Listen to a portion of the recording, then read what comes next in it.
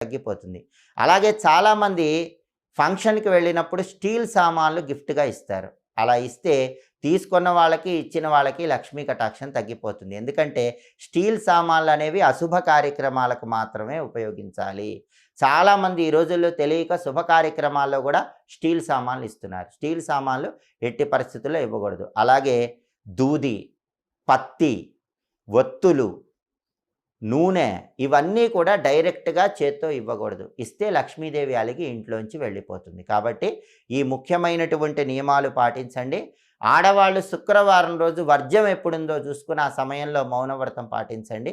లక్ష్మీదేవి కటాక్షం పరిపూర్ణంగా కలుగుతుంది. అలాగే ఆడవాళ్ళు శుక్రవారం రాత్రిపూట దొడ్డుప్పు కాగితంలో ఉంచి పొట్లం కట్టి మర్నాడు శనివారం పొద్దున ఆ పొట్లం మొక్కల్లో వేయండి. విశేషంగా ఇంటి యజమానికి అదృష్టం కలిసి వస్తుందని పరిహార శాస్త్రంలో చెప్పడం జరిగింది. లక్ష్మీ